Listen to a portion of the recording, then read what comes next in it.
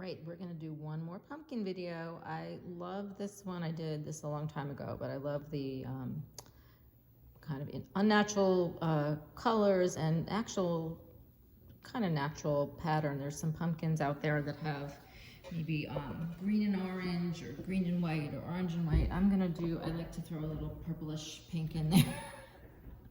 I don't know if such a thing actually exists, but so this is a white pumpkin that I made a long time ago, and I'm gonna now add these colors to it, and I'm gonna do it similar to this one, but maybe a little different. So the first thing I did on this one is I did actually put some color in the grooves, and I think I first did, you can see that I first did it kind of neatly, and then I didn't like how it looked, and then I kind of made it a little more irregular. So I am gonna skip the part where I make the smooth lines and just go for the irregular part. And I'm gonna, I can't decide which of these greens, so I may just take little bits of both as I do everything, okay?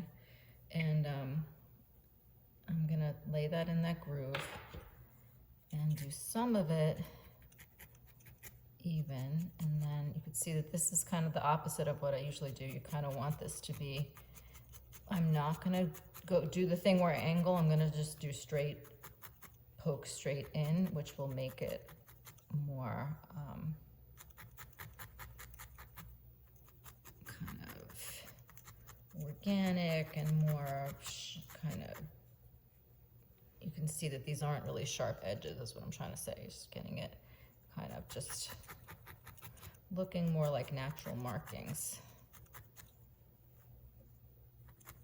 So, and I'm going out to one side or the other, down from this groove. I'm mostly putting this green in the groove.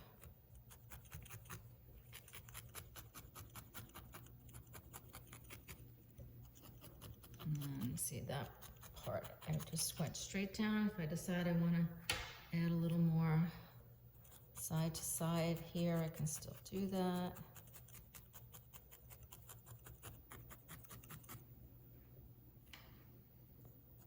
Okay, so I'm going to do that all the way around. I think for this purposes of this video, I'm just going to do a couple of sections. So I'm going to do that a couple more times. I'm taking both colors and kind of blending them. But I'm not blending them in a way that's trying to get it one even color. I'm just kind of having it be both colors. Little bits here and there.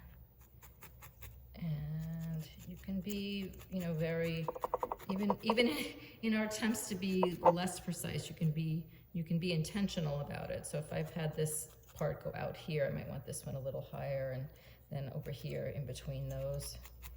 And I can always go back. I kind of feel like I want a little more right here. I'm gonna go back over here. So it's funny, even when I'm trying to get it to be more natural and kind of haphazard, I still am paying attention to what I'm doing and being purposeful about my trying to make it look more arbitrary. So, okay, I'm gonna make these pieces go out here. And you don't have to, you can do these grooves like you can do it with the purplish, you can just do it with orange, just make an orange and white pumpkin. I'm gonna try to incorporate all three colors, but as you can see, you can just choose one of the other colors and make this really cool looking pumpkin like that. So now that I have the two sections, I'm gonna see what I do in between here, which is what I want to do.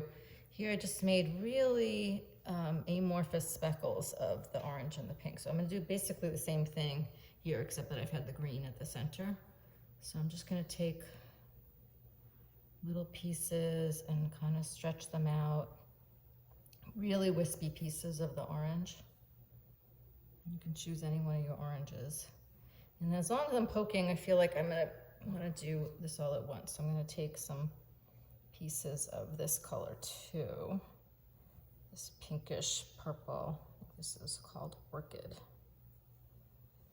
And let's just see how this goes. So I'm gonna poke in all over, and you can see that even though it looks like the little wisps, you can make it look like little veiny lines by where you poke it in. You see how it gets like brighter, and you can see the lines that I'm along where I'm poking. So I'm gonna kind of want to make these very zigzaggy and natural looking. But I'm really adding some nice color. Now remember, with all of this, you don't want to ruin the shape that you made. So as I went into this groove, I also angled my needle in a way to maintain the curves of the pumpkin. And I want to kind of hit all the little fibers, make sure they're all felted in there. I'm going over all of this. And I think that was a little too light. I'm going to do some more. I'm just going to put, you might have to play around with this. I'm going to put a couple more pieces of the pink.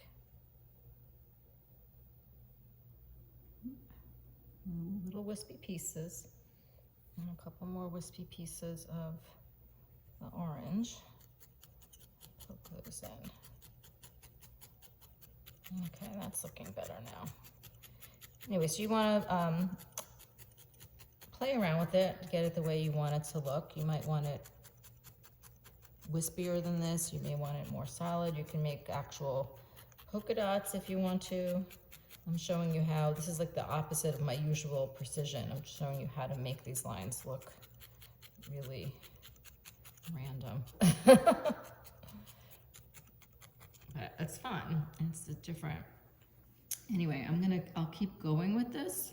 I don't know if it's worth continuing on the video, but because I'm just gonna keep doing the same thing.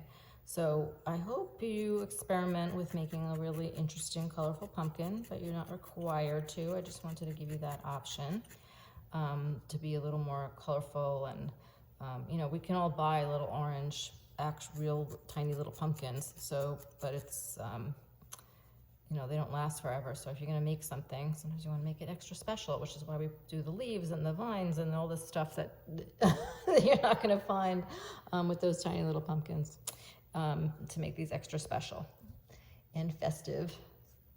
So I'm enjoying the fall already.